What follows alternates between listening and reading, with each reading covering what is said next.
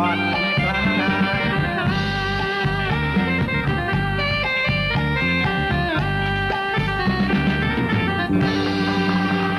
อะไรครับ นี่คือสมจิตบ่อทองบ่อน้ำแร่บ่อกุมภาวันวาเลนไทน์ว้ายก็จะม่วนดีใช่ละเจ้า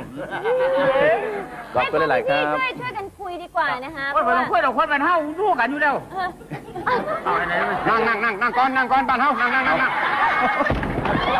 เอาให้ก่อไฟกัน